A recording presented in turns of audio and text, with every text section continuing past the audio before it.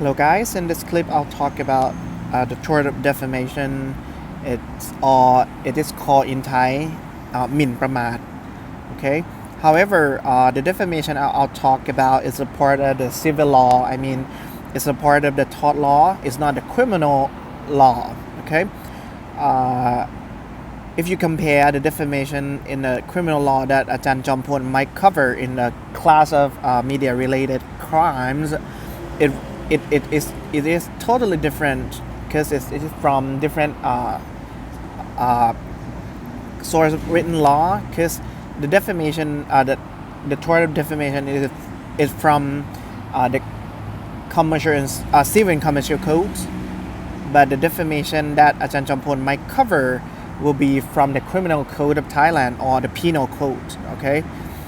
So when we talk about defamation, first of all we need to talk about the tort law in general first, so you understand the big picture of how the defamation the tort of defamation is speculated in the civil and commercial codes, okay. First of all, the tort law is the law regarding the wrongful acts. Okay, what is the wrongful acts? Is this the situation when a person causes a damage to another person, and what would happen after that? Of course, the person who causes the damage to another person or injure another person, okay, supposed to be liable for the loss or damage, okay, in form of compensation. If you read the text here from section 420 of the Civil and Commercial Code Thailand, a person who willfully or negligently unlawfully injure the life, body, health, liberty, property, and right of another person is said to commit a wrongful act, okay, and is bound to make compensation therefore.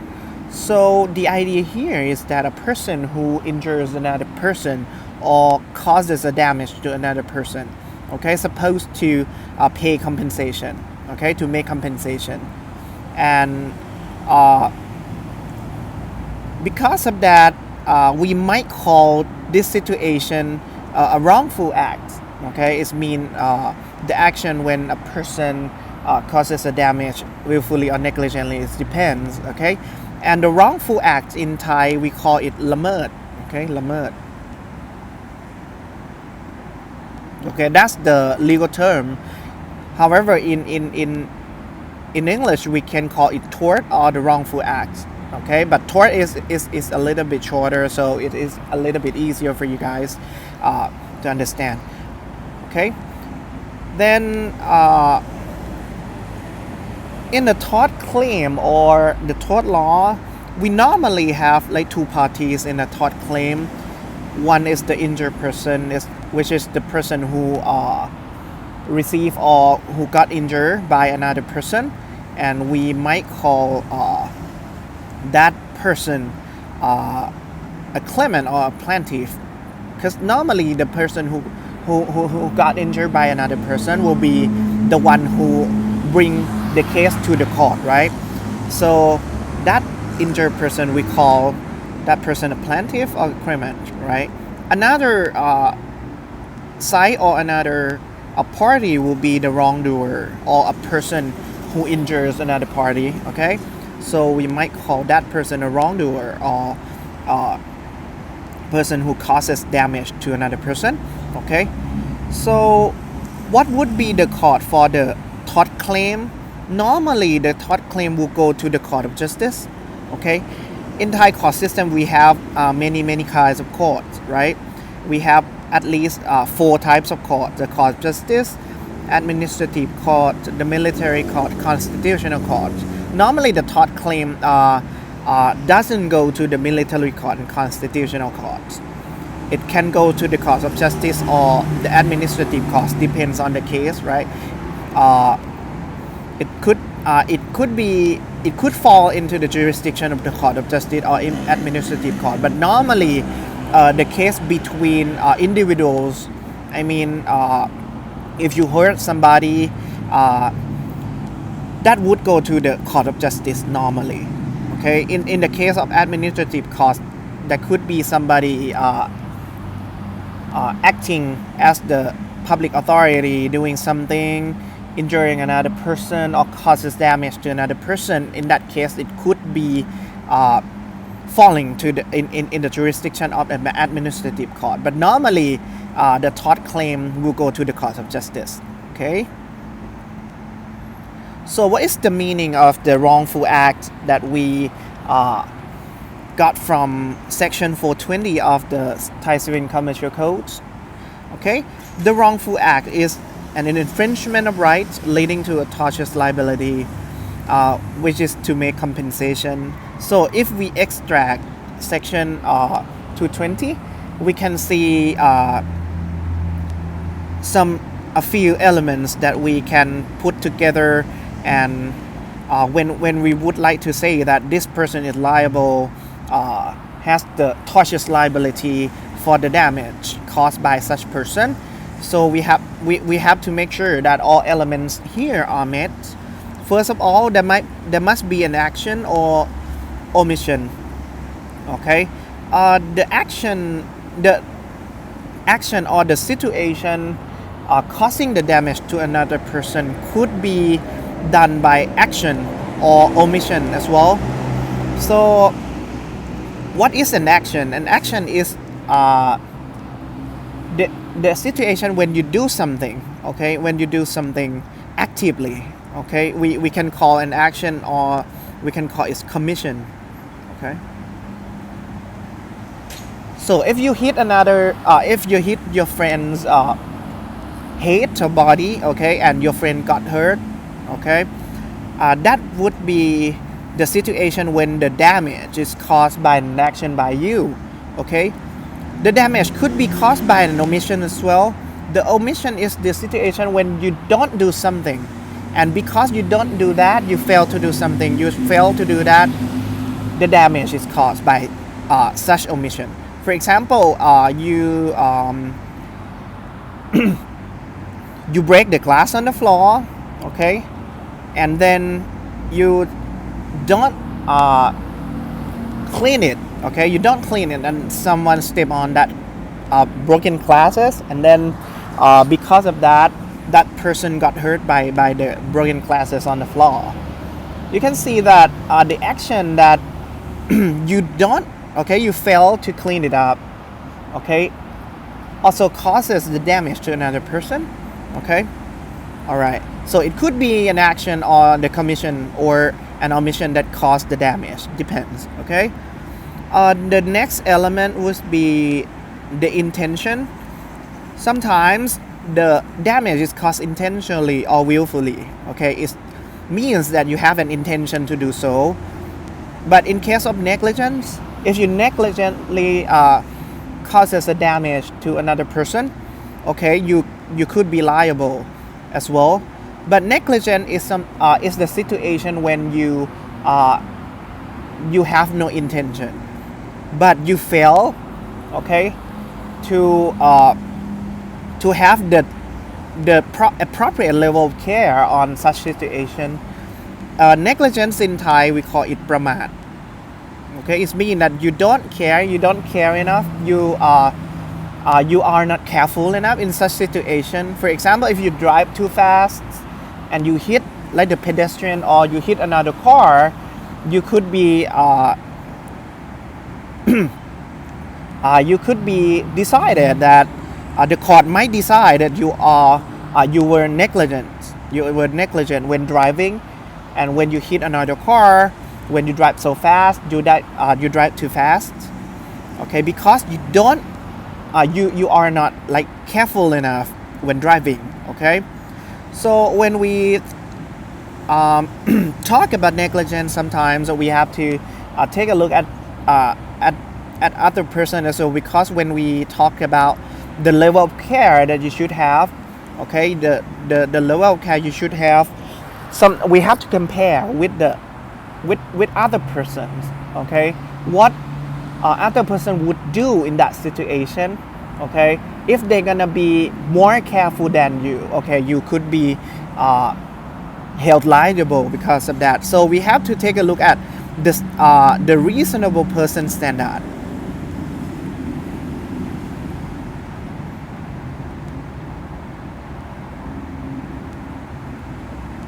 Okay, so what kind of level of care that reasonable person would do? Okay, if you fail to meet such level of care, you could be held negligent. Okay.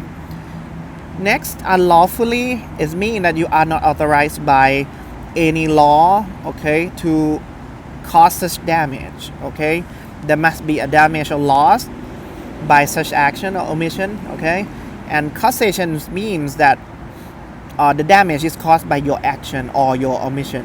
Okay, and the legal consequence here, if you do something willfully and negligently, depends. Okay, unlawfully and cause damage to another person, okay, you will be liable for the damage or loss caused by such action.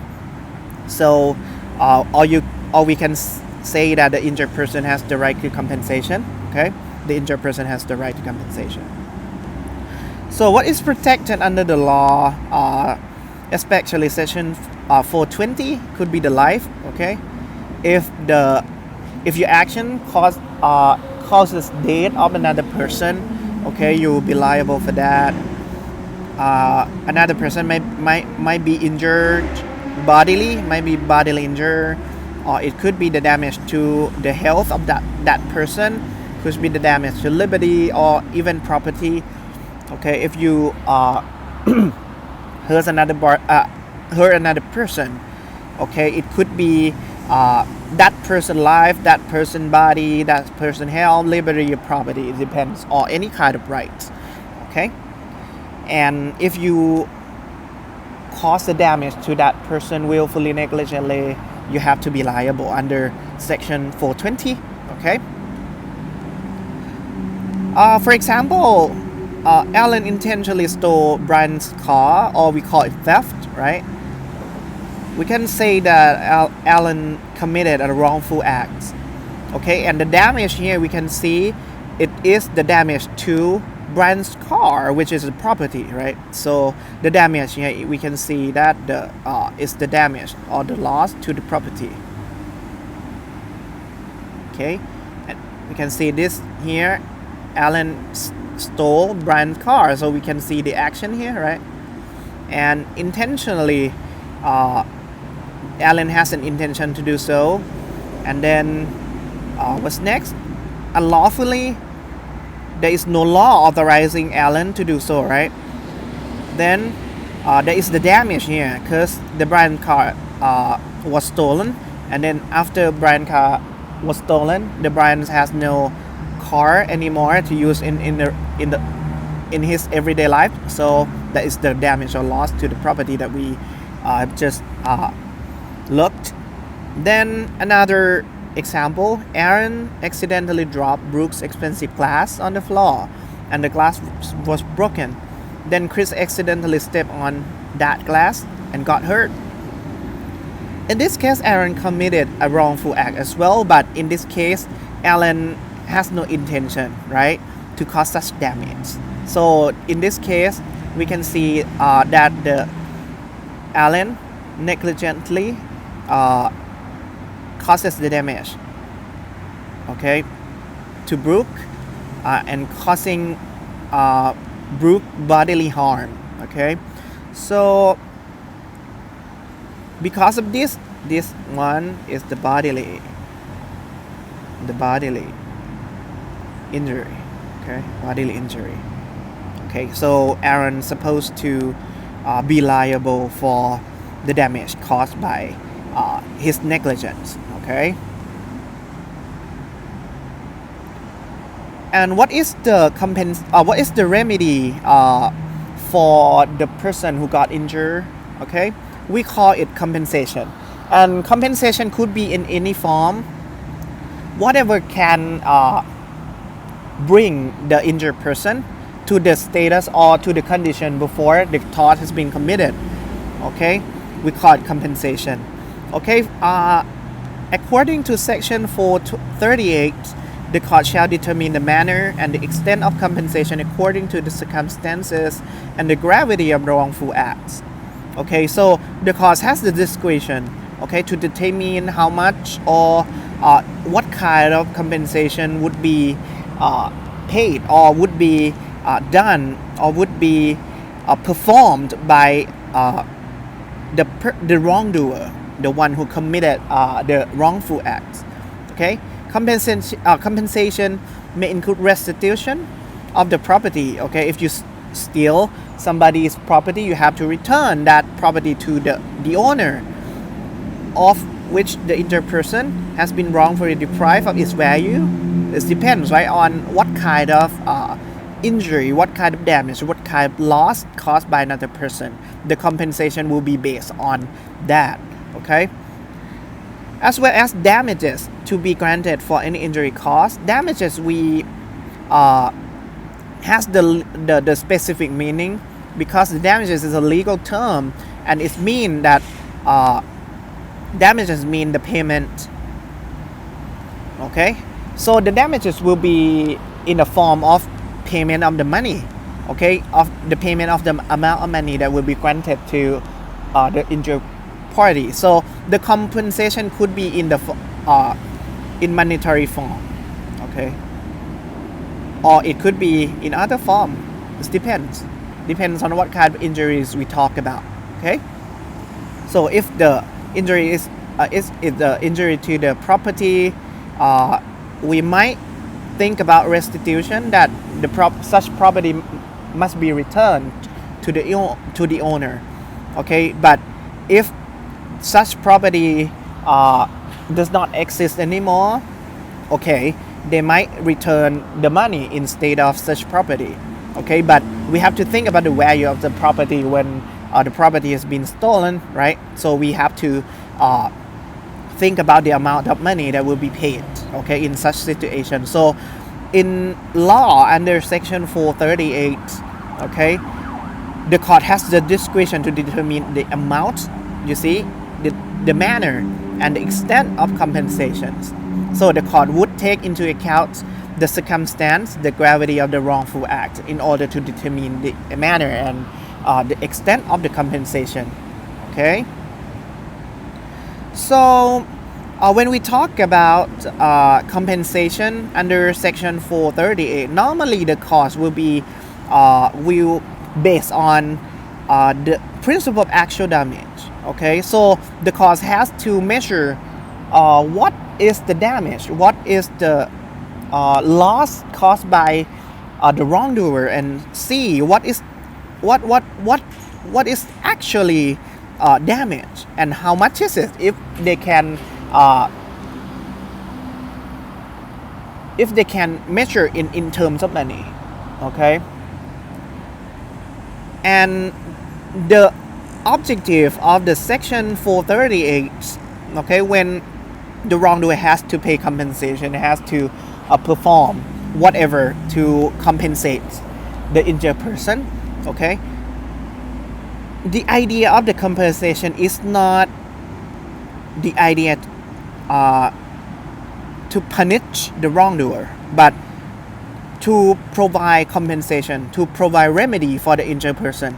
Okay, to be back to the condition, okay, back to the condition when the before the wrongful act or the tort has not been committed. Okay,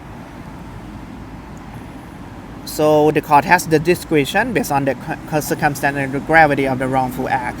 So the court has to take into consideration the context, what happened in that circumstance, and the gravity of the wrongful act. Okay, how severe it is, how big or how severe the losses, the damages, and the courts have to take everything together in order to determine how much or to what extent the compensation will be provided to the injured person. Okay, so that's the basic idea or the basic concept of the tort law.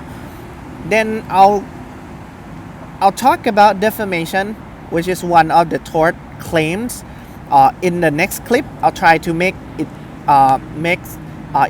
as brief as possible for you guys, so you can you spend not so many not too much time on each clip. Okay, so I would talk about the defamation in the next clip. Okay, we'll see you guys in the next clip.